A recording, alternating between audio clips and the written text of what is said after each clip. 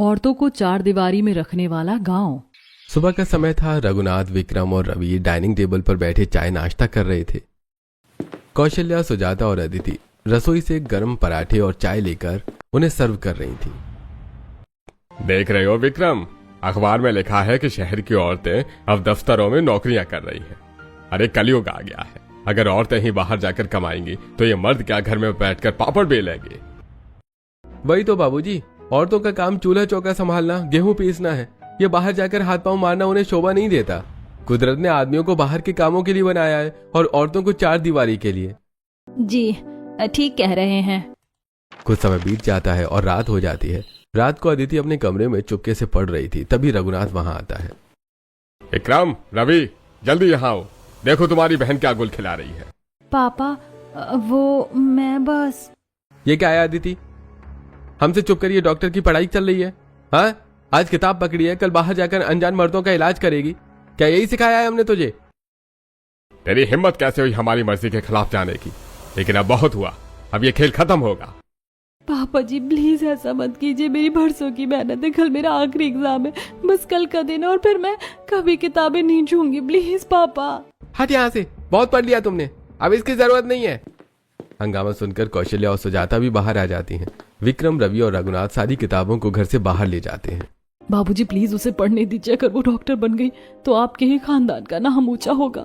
अरे चुप कर बहू, नाम नहीं बदनामी होगी। गांव वाले कहेंगे कि रघुनाथ की बेटी गैरों के बीच उठती बैठती है। रघुनाथ किताबों पर केरोसिन छिड़कता है और उन्हें जला देता है। आसपास के गांव वाले अपने घरों के बाहर खड़े होकर ये सब देख रहे थे। अरे सही किया रघुनाथ भाई, लड़कियों को बढ़ाकर आजाद पंछी नहीं बनाना चाहिए। सब खत्म हो गया। कल मेरा आखिरी एग्जाम था। अगर बस कल मैं चली जाती तो डॉक्टर बन जाती। ऐसी कुछ समय बीत जाता है। दोपहर का समय था। सुजाता की एक शहर वाली सहेली रिया आई हुई थी। यार सुजाता, तू भी इन चार दीवारों में ही कैद है। कभी बाहर घूमने चला कर। और ये साड़ी ये तो बिल्कुल तेरी चॉइस की नहीं हो सकती है। सच बता, ये किसने ली है? नहीं, वो मैंने ही ली है बाजार से। अच्छी तो है। तभी विक्रम हाथ में 2 साड़ियां लिए वहां आता है। ये लो सुजाता, कल से यही पहनना, बाजार में नई आई थी। अरे तेरे पति तेरे लिए कपड़े लाते हैं, तू खुद नहीं जाती? ये क्या बात हुई? कौन हो तुम और हमारे घर में ये पंचायत क्यों कर रही हो? मैं सुजाता की सहेली हूँ और मैं बस ये कह रही हूँ कि अपनी पसंद की चीज पहनना हर औरत का हक है। शहर में चलता होगा कि औरतें चाहे जहाँ चली जाएं और जो चाहे करें, पर यह हमारा गांव है। यहाँ घर की औरतें क्या पहनेंगी और कहाँ जाएंगी ये मर्द तय करते हैं। अब निकलो यहाँ से अभी के अभी। विक्रम रिया को घर से बाहर निकाल देता है। कुछ समय बीत जाता है और शाम हो जाती है। रघुनाथ कुर्सी पर बैठा था। तभी कौशल्या बहुत ही डरते हुए वहां आती है। जी मैंने सुना है कि पास वाले गांव में बड़ा सत्संग हो रहा है। बहुत बड़े महात्मा आए। अगर आप कहें तो क्या मैं कल वहां हो आऊं? क्या बकवास कर रही है? सत्संग सुनेंगी? अरे घर के काम कौन करेगा? वो जो आंगन में गेहूं रखे हैं उन्हें धोकर सुखाओ, चक्की पर पीसो। पर मैं तो बस कुछ ही घंटों के लिए। बड़ी आई सत्संग सुनने वाली। अब जा और जाकर गेहूं पीस। कौशल्या बिना कुछ कहे वहां से चली जाती है। कुछ समय बाद रात हो जाती है। सुजाता अपने कमरे में थी और वो बहुत बीमार थी। जी मुझे डॉक्टर के पास ले चलिए, बहुत तेज बुखार है। डॉक्टर के पास? पागल हो गई हो क्या? हमारे घर की औरतें डॉक्टर की दुकान पर नहीं जाती। पर मुझसे सहा नहीं जा रहा। सब ठीक हो जाएगा। मैं माँ से बोलकर काढ़ा बनवा देता हूँ, इसे पीकर सो जाना। डॉक्टर वॉक्टर के चक्कर में पड़ने की जरूरत नहीं है। विक्रम वहां से चला जाता है। आज तो मैं कम बीमार हूँ। अगर कहीं मैं ज्यादा बीमार हो गई तो क्या तब भी ये मुझे डॉक्टर के पास नहीं ले जाएंगे? कुछ समय बाद सुबह हो जाती है। पड़ोस के घर में रहने वाली नई नवेली बहू मीना ट्रैक सूट पहनकर अपने घर से बाहर निकल रही थी। तभी उसका पति सुरेश उसे रोक देता है। अरे कहाँ की तैयारी है सुबह सुबह? ये जूते पहनकर कहाँ जा रही हो?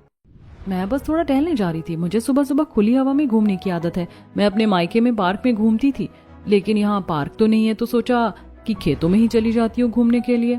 तुम्हारे मायके में क्या होता था ये मुझे नहीं पता, लेकिन यहाँ की औरतें सुबह उठकर खेतों में हवा खाने नहीं जाती। ये सुबह की सैर का शौक हमने मायके ही छोड़ आना था। पर इसमें बुराई क्या है? मैं तो बस। सामान मत लड़ाओ और घर के अंदर आओ और सुबह के नाश्ते की तैयारी करो। मीना दुखी होकर वहां से चली जाती है। मीना के घर से कुछ ही दूरी पर सरिता का घर था। सरिता किचन में बैठकर खाना बना रही थी। मेरे बाबूजी ने अपना पेट काट कर मुझे पढ़ा लिखा था। मैंने इतनी पढ़ाई इसलिए नहीं की थी कि मैं जिंदगी भर इसी रसोई में बैठकर आटा गूंथूं और चक्की चलाऊं। मैं बाहर जाकर काम करना चाहती हूँ, नौकरी करना चाहती हूँ। आप मुझे क्यों रोक रहे हैं? तेरे बाबूजी ने पैसे खर्च किए होंगे, पर इस घर की और गांव की परंपरा है कि औरतें घर से बाहर काम जाकर नहीं करेंगी। औरतों का काम बाहर की दुनिया संभालना नहीं है, औरतों का काम अपना घर संभालना है, तो बस वही तुम करो। पर अगर मैं 2 पैसे कमाऊंगी तो घर का ही तो भला होगा, फिर इसमें क्या गलत है? गलत है ये कि तू इस घर के मर्दों को नीचे दिखाना चाहती है। कान खोल कर सुन ले, हमारे गांव में औरतें बाहर नहीं जाती। अगर तुझे नौकरी करना ही है तो चली जा यहाँ से और लौट कर वापस नहीं आना। कुछ समय बीत जाता है और दोपहर हो जाती है। सुजाता अपने कमरे में बैठकर अपने फोन पर ब्लॉग देख रही थी। उसमें एक लड़की बाजार में घूम रही थी, ब्यूटी पार्लर जा रही थी और खूब मस्ती कर रही थी। कितनी आजाद है ये, और एक मैं हूँ।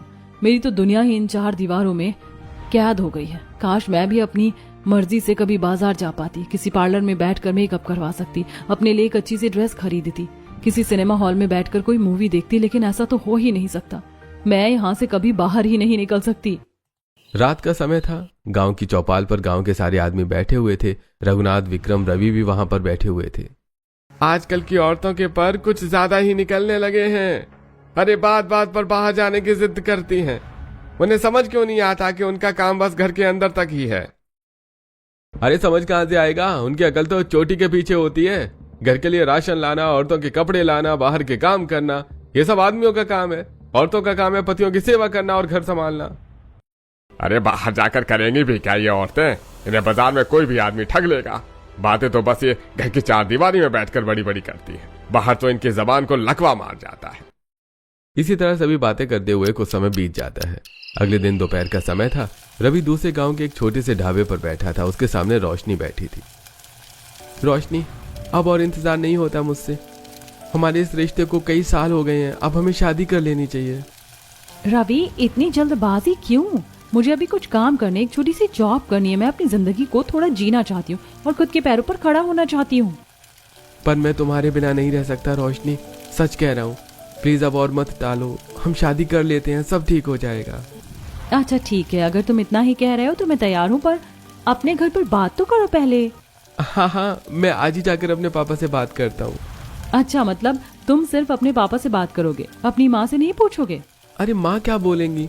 माँ का क्या है, घर में पापा जी ही सब कुछ है। रवि ये बोलकर वहां से चला जाता है। ये कैसी सोच है इसकी? इसके लिए तो इसके पापा ही सब कुछ है और माँ तो कुछ है ही नहीं। रघुनाथ अपने कमरे में था, तभी रवि उसके लिए ठंडी लस्सी लेकर वहां आता है। लीजिए पापा जी, ठंडी लस्सी पीजिए। ये लस्सी में जो तूने इतना मक्खन डाला है ना, मुझे पता है कि ये सब तू जरूर कोई बात मनवाने के लिए कर रहा होगा। अब सीधी तरह बता कि क्या बात मनवानी है। पापा जी, मैं एक लड़की से प्यार करता हूँ। वो दूसरे गांव की है, थोड़ी पढ़ी लिखी और समझदार है। बस आप एक बार हाँ कर दीजिए, मैं उसी से शादी करना चाहता हूँ। अरे दिमाग खराब है तेरा? दूसरे गांव की पढ़ी लिखी लड़की इस घर में आएगी? वो आजाद हवा में उड़ने वाली चिड़िया है, नहीं होगी ये शादी। पापा जी मान जाइए ना प्लीज, वो बहुत अच्छी है, मैं उसके बिना जी नहीं पाऊंगा। प्लीज पापा मान जाओ ना प्लीज। ठीक है, अगर तेरी इतनी जिद है तो कर देते हैं तेरी शादी दूसरे गांव की चिड़िया से। सच पापा, हम मान गए। हाँ, तू उसे ले आ इस घर में। वो दूसरे गांव की चिड़िया है तो क्या हुआ, हम भी दूसरे गांव की चिड़ियों के पर काटना बहुत अच्छे से जानते हैं। एक बार इस घर में तो आ जाए, फिर देखना उसे, वो भी सभी औरतों की तरह इन 4 दीवारियों में कैद कर लेंगे उसे। कुछ समय बीत जाता है और रवि और रोशनी की शादी हो जाती है। रोशनी का आज गृह प्रवेश चल रहा था। रवि, यहाँ कोई और नहीं है क्या? गृह प्रवेश में तो मोहल्ले की औरतें आती हैं। तुम्हें मोहल्ले वालों से क्या लेना देना बहू? हम तीनों खड़े हैं ना यहाँ। इस घर की औरतें बाहर वालों से ज्यादा मतलब नहीं रखती। हम ही तुम्हारा परिवार है और हम ही तुम्हारी दुनिया है। रोशनी अपने गृह प्रवेश करती है। अगली सुबह का समय है। रोशनी नहाकर तैयार होकर एक कपड़े का झोला लेकर बाहर जाने लगती है। तभी रवि वहां आता है। ये झोला लेकर सुबह सुबह कहाँ जा रही हो तुम? अरे आज मेरी पहली रसोई है ना, और घर में ढंग की सब्जियां नहीं है। मैं बस बाहर ताजी सब्जियां लेने जा रही हूँ। अरे पागल हो गई हो तुम? बाहर जाओगी ऐसे? ऐसे थोड़े होता है रोशनी। तुम्हें जो भी चाहिए मुझे बता दो, मैं बाजार से ले आऊंगा, तुम यहीं घर पर रहो। अजीब बात है, खाना मुझे बनाना है तो सब्जियां तो मैं अपने हिसाब से छाट कर लाऊंगी ना। मेरे मायके वाले गांव में तो मैं खुद बाजार जाकर मोल भाव करती थी। तुम्हें क्या पता कि कौन सा बैंगन अंदर से खराब है और कौन सा नहीं? बहू, ये तुम्हारा मायका नहीं, हमारा गांव है और हमारे खानदान की औरतें बाजार नहीं जाती, चाहे कुछ भी हो जाए। आदमियों को अच्छे से पता है कि घर में क्या आना चाहिए और क्या नहीं, इसलिए जैसा बोला जा रहा है वैसा ही करो। रोशनी दुखी होकर वहां से चली जाती है। कुछ समय बाद शाम हो जाती है। विक्रम, रवि और रघुनाथ तैयार होकर कहीं जा रहे थे। तभी कौशल्या, सुजाता, अदिति तैयार होकर वहां आती है। रोशनी किचन में अभी खाना बना रही थी। रोशनी बेटा, जल्दी से अपनी वो नई वाली साड़ी पहन ले, हम सब लोग बुआ जी के बेटे की शादी में जा रहे हैं। किसने कहा है कि तुम लोग भी जा रही हो? पर वो तो हमारे बहुत खास रिश्तेदार हैं। बुआ जी ने हमें खुद बुलाया था, हम कैसे नहीं जाएंगे। बुलाया होगा, पर हमारे यहाँ शादी में सिर्फ मर्द जाते हैं। तुम सब यहीं रहोगी, कहीं जाने की जरूरत नहीं है। चलो विक्रम, रवि। रघुनाथ, विक्रम और रवि वहां से चले जाते हैं। दूर से रोशनी ये सब देख रही थी और उसे ये सब अच्छा नहीं लगता। अगले दिन शाम को सुजाता बाहर जा रही थी। तभी विक्रम वहां आ जाता है। कहाँ जा रही हो? वो मेरी चेहरे पर लगाने वाली वो नाइट क्रीम खत्म हो गई थी। थोड़े पिंपल्स हो रहे हैं ना, तो सोचा पास वाली दुकान से जाकर खुद ले आऊं। तो मुझे बता देती, मैं ले आता। अरे वो क्रीम लड़कियों वाली होती है, आप उसके बारे में नहीं समझा पाएंगे। जबान मत लड़ा सुजाता, तू मुझे बताएगी कि क्या मैं समझ सकता हूँ और क्या नहीं। औरतें आदमियों से कम ही जानती हैं। और सुन ले, अब कोई क्रीम व्रीम नहीं आएगी इस घर में, अब जा अंदर। विक्रम वहां से चला जाता है। दूर खड़ी रोशनी ये देख रही थी। ये तो हद हो गई, इस घर के मर्द तो औरतों को पालतू जानवर समझते हैं। ये सब बिल्कुल ठीक नहीं हो रहा। अगली सुबह अदिति सोफे पर बैठकर एक कहानियों की किताब पढ़ रही थी। तभी रघुनाथ वहां आता है और उससे वो किताब छीन लेता है। ये क्या है? मैंने तेरी सारी किताबें जला दी थी ना, फिर ये कहां से आई? पापा जी, ये तो बस नॉर्मल कहानियों की किताब है, इसे पढ़कर मैं कौन सी डॉक्टर बन जाऊंगी। मुझे तुम लड़कियों की आजादी पर कोई भरोसा नहीं है। आज ये पढ़ रही है, कल फिर से बाहर जाने के सपने देखेगी। ठीक है पापा जी, मैं नहीं पढ़ूंगी, पर आज मुझे बाहर जाने दीजिए। पास वाले गांव के सिनेमा हॉल में वो नई पिक्चर लगी है, मेरी सहेलियां भी जा रही हैं। प्लीज मुझे देखने जाने दीजिए। Cinema hall? औरतों का काम घर में बैठना होता है, सिनेमा हॉलों में बैठना नहीं। वहां जाकर यही सब सीखेगी ना कि बाहर कैसे घूमा जाता है। अब चुपचाप जाकर घर के काम कर। अदिति रोते हुए वहां से चली जाती है। रोशनी किचन में खड़ी होकर ये सब देख रही थी। अब मैं समझ गई हूँ कि इस घर की औरतों को इन 4 दीवारों के बीच कैद करके रखा जाता है, और ये बिल्कुल अच्छा नहीं है। मैं ऐसा नहीं होने दूंगी। कुछ समय बाद रात हो जाती है। रोशनी को नींद नहीं आ रही थी, इसलिए वो छत पर चली जाती है। तभी उसे पास वाले घर से कुछ आवाज आती है। तेरी हिम्मत कैसे हुई बिना मुझसे पूछे अपने मायके जाने की? मैंने मना किया था ना। पर वो मेरा मायका है, मेरे माँ बाप है वहाँ, मैं उनसे मिलने भी नहीं जा सकती क्या? नहीं जा सकती, अब यही ससुराल तेरा घर है और ये तेरी पूरी दुनिया है। रोशनी ये सब देखकर हैरान रह जाती है। ये बीमारी सिर्फ मेरे ससुराल की नहीं है, इस पूरे गांव की है ये बीमारी। मुझे इन औरतों के लिए कुछ ना कुछ करना ही होगा। रोशनी वहां से चली जाती है। अगली सुबह रोशनी रसोई में जाती है जहाँ अदिति खाना बना रही थी। अदिति, तुम इतनी शांत क्यों रहती हो? कल तुम्हारे पापा ने तुम्हारी किताब फेंक दी थी और तुमने एक शब्द नहीं कहा। तुम अपने हक के लिए क्यों नहीं लड़ती? क्या फायदा लड़कर भाभी, कौन सुनेगा मेरी? रोशनी सुजाता के कमरे में जाती है। जेठानी जी, आप तो इस घर में मुझसे बड़ी हैं, आपको तो इन लोगों को जवाब देना चाहिए। आप ये क्यों सह रही हैं? रोशनी, मैंने लड़ना बहुत पहले छोड़ दिया था। तू भी इस घर की आदत डाल ले, लड़कर कुछ फायदा नहीं होगा। रोशनी जल्दी से कौशल्या के पास पहुंचती है। माँ जी, आप इस उम्र में भी अपने मन से सत्संग नहीं जा सकती, आप अपने हक के लिए क्यों नहीं लड़ती? बेटा, यही हमारी किस्मत है और हमेशा बदल नहीं सकते, इसीलिए मैं लड़ना छोड़ चुकी हूँ। अगली दोपहर को रघुनाथ, विक्रम और रवि खेतों में काम करने के लिए जा रहे थे। तभी रोशनी वहां आती है। बाबूजी, मैं भी आप लोगों के साथ खेत पर चलती हूँ, थोड़ा हाथ बटा दूंगी तो काम जल्दी निपट जाएगा। सुना रवि, तेरी पत्नी अब खेत पर जाकर हमारा हाथ बटाएगी। अरे ओ आजाद पंक्षी, खेती आदमियों का काम, औरतों का काम नहीं है। अरे पागल हो गई है तू बहू, ये खेती बाड़ी संभालना औरतों का काम नहीं है। औरतों का काम बस घर संभालना है, तो वही तुम करो। जिस मिट्टी से आप लोग बने हैं बाबूजी, उसी मिट्टी से औरतें भी बनी हैं, और औरतें सब कुछ कर सकती हैं जो मर्द कर सकते हैं। मर्दों ने बस ये वहम पाल रखा है कि औरतें कुछ नहीं कर सकती।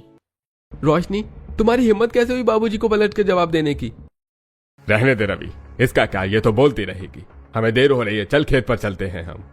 रघुनाथ, विक्रम और रवि वहां से चले जाते हैं। उनके जाने के बाद रोशनी सीधा कौशल्या, सुजाता और अदिति के पास जाती है।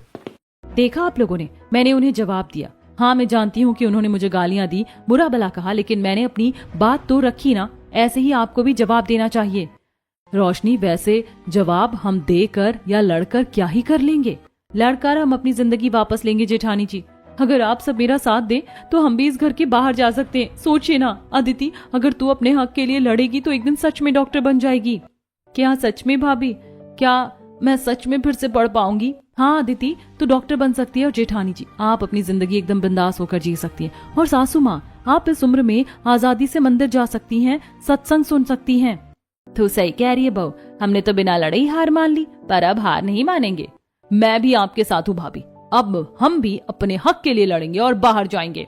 अगले दिन जब सारे मर्द खेत पर चले जाते हैं तो दोपहर को कौशल्या, सुजाता, अदिति और रोशनी घर से बाहर निकलती हैं और गांव में घूम के आती हैं और फिर वापस घर आ जाती हैं।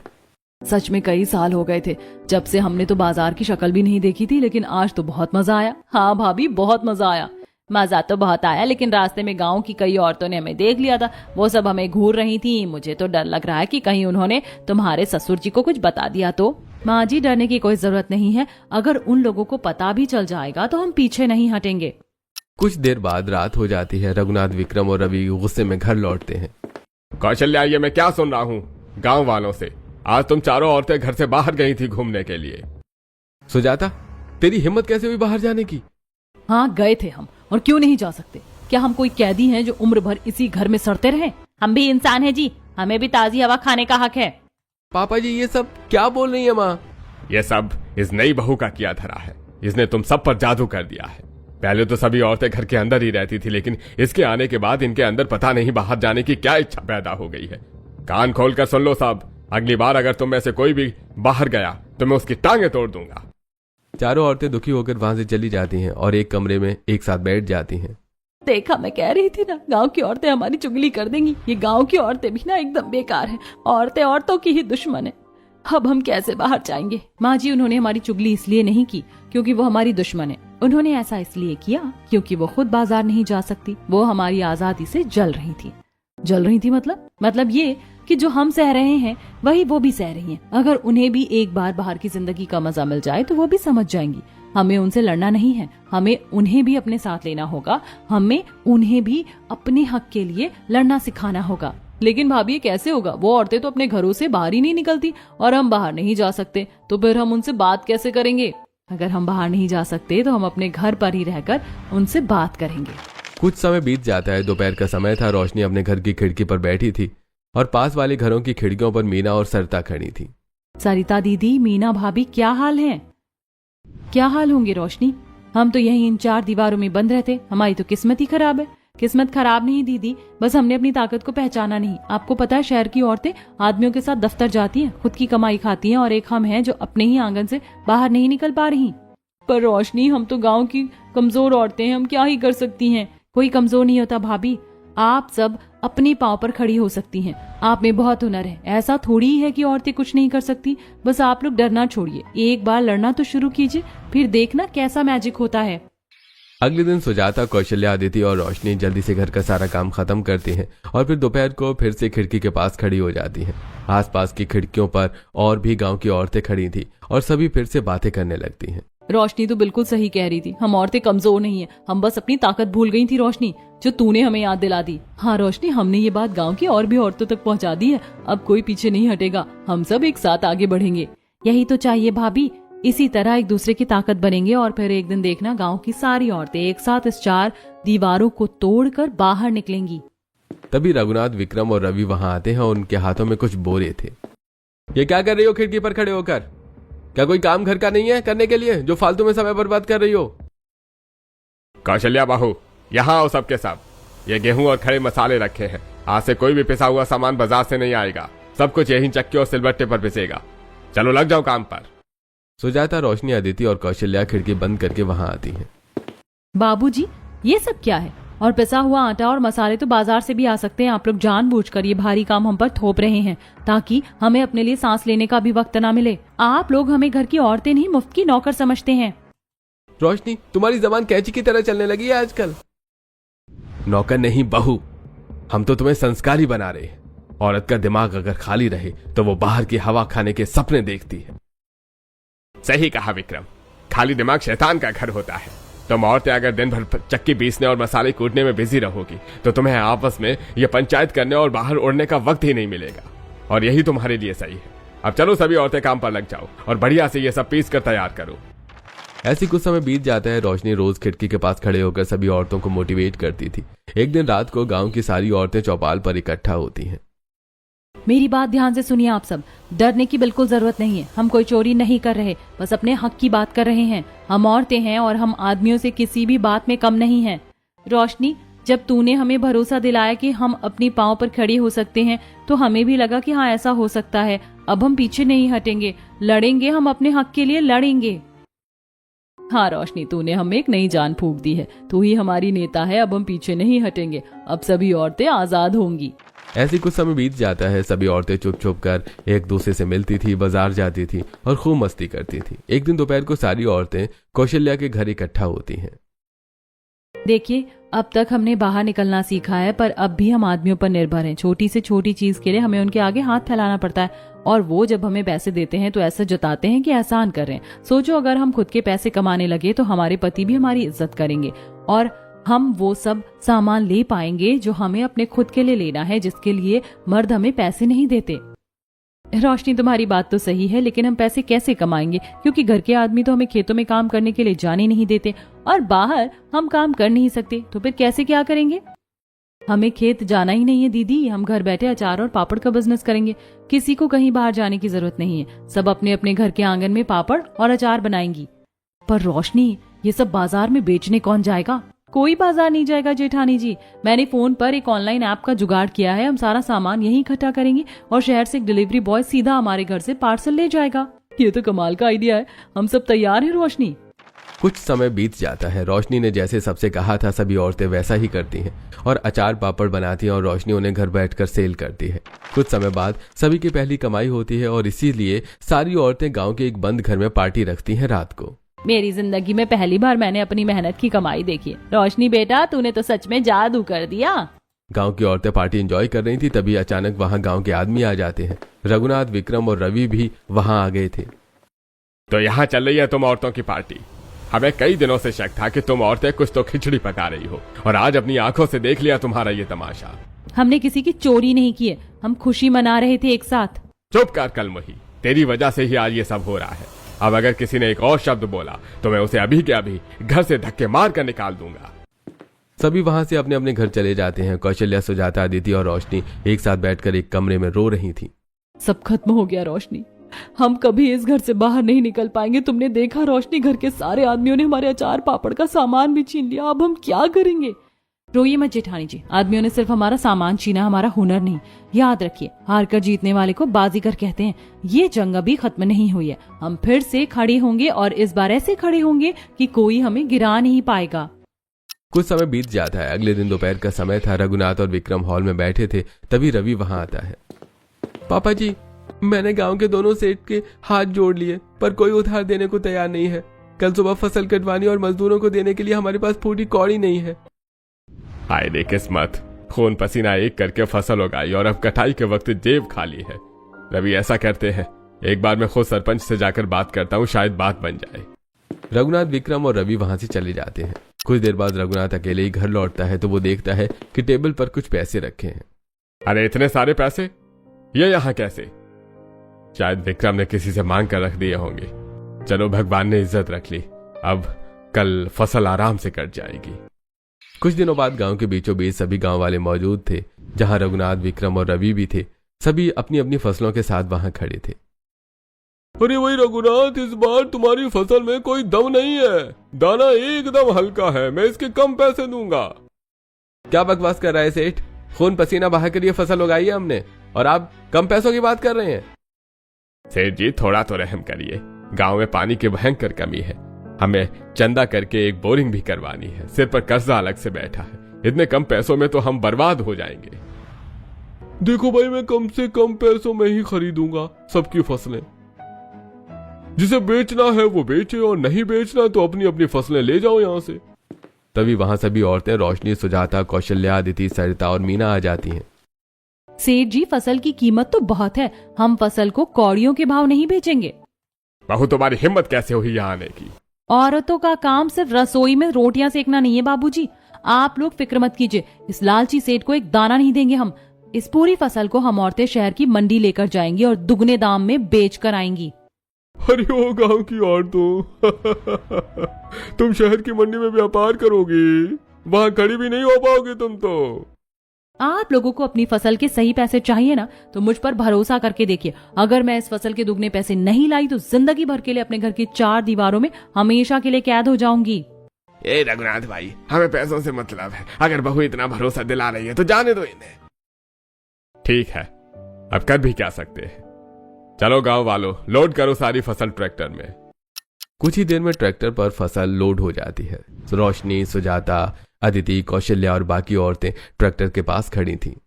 तो जेठ जी, ट्रैक्टर का स्टीयरिंग आप संभालेंगे या मैं? क्योंकि मुझे भी ये चलाना आता है। चुपचाप पीछे जाकर बैठ जाओ। ट्रैक्टर चलाना आदमियों का काम है, औरतों का नहीं। विक्रम ट्रैक्टर चलाकर शहर की मंडी में ले जाता है और मंडी पहुंचकर विक्रम एक कोने में खड़ा हो जाता है। रोशनी जल्दी से बड़े बड़े सेठों को बुलाती है और देखते ही देखते बहुत सारे सेठ वहां इकट्ठा हो जाते हैं। सेठ जी, ये देसी गेहूं है, इसमें किसी केमिकल की मिलावट नहीं है, एकदम अच्छा, एकदम फ्रेश गेहूं है। बस इसकी कीमत ज्यादा है क्योंकि अच्छे माल की ही कीमत होती है। रोशनी अपनी बातों से बड़े बड़े सेठों को फसल डबल कीमत में बेच देती है। ये देखकर विक्रम हैरान हो गया था। ये कैसे हो सकता है? इसने तो खड़ी खड़ी कुछ ही समय में पूरी फसल को डबल कीमत पे बेच दिया। ये तो कमाल हो गया। कुछ समय बाद सभी वापस गांव में लौट जाते हैं। गांव जाकर रोशनी सभी को उनकी फसल के डबल पैसे देती है तो सभी गांव वाले खुश हो जाते हैं। तभी वहां पर एक बड़ी बोरिंग करने वाली ड्रिल मशीन आती है। अरे भाई, ये बोरिंग की मशीन हमारे गांव में कौन ले आया? हमने तो इसे नहीं बुलाया, हमारे पास तो इसे देने के पैसे भी नहीं है। बाबूजी, इस मशीन को हमने बुलाया है और इसके पैसे भी हम ऑनलाइन भर चुके हैं। तुमने? पर तुम्हारे पास इतने पैसे कहाँ से आए? उसी पापड़ और अचार के बिजनेस से जी, जिसे आपने उस रात बंद करवा दिया था। हम औरतों ने अपनी उसी कमाई के पैसों से पूरे गांव के लिए बोरिंग मशीन मंगवाई है ताकि सभी खेतों में पर्याप्त पानी पहुंच सके। ये सुनते ही वहां खड़े सारे आदमी हैरान रह जाते हैं और साथ में बहुत दुखी भी हो जाते हैं। हमने तुम्हें कमजोर समझा रोशनी, पर तुम औरतों तो सच में बहुत महान हो। सुनिए जी, वो फसल कटाई से एक रात पहले जो 50,000 रुपए आपको टेबल पर मिले थे ना? हाँ, वो तो शायद विक्रम किसी से उधार लाया था। नहीं जी, वो पैसे विक्रम किसी से उधार नहीं लाया था। वो पैसे छोटी बहू और सुजाता की उसी अचार और पापड़ की रात दिन की मेहनत के थे। जब आप हॉल में बैठे थे तब हम सभी ने आपकी बातें सुन ली थी। हम तो आपकी मदद नहीं करना चाहते थे, लेकिन रोशनी ने हमें समझाया और उसने आपकी मदद की। ये सुनते ही रघुनाथ हैरान रह जाता है और जोर जोर से रोने लगता है। अरे मुझे माफ कर दो कौशल्या, मुझे माफ कर दे बहू। मैंने जिंदगी भर तुम्हें इस घर की 4 दीवारों के अंदर कैद रखा, तुम्हें पैरों की ज्योति समझा, लेकिन आज तुमने साबित कर दिया कि औरत आदमियों से कम नहीं होती। आज तो मुझे ऐसा लग रहा है कि औरतें आदमियों से ज्यादा महान हैं। औरतें वो कर सकते हैं जो शायद आदमी कभी न कर पाए। आज के बाद इस गांव की कोई भी औरत 4 दीवारी में कैद नहीं रहेगी। जिसे जो करना है वो करेगी, ये मेरा वादा है। सुजाता, मैं बहुत बुरा पति हूँ। मुझे अपनी गलती का एहसास हो गया है, मुझे माफ कर दो। कोई बात नहीं जी, गलती सबसे हो जाती है। बस आप मुझे ब्यूटी पार्लर ले जाइएगा और सिनेमा हॉल, और हाँ, अचार पापड़ बनाने में भी मेरी मदद कीजिएगा। हाँ सुजाता, तू जैसा बोलेगी मैं वैसा करूंगा, और तुम्हारे जो अचार पापड़ का व्यापार है हम उसे और बड़ा बना देंगे। ये सुनकर सभी औरतें खुश हो जाती हैं।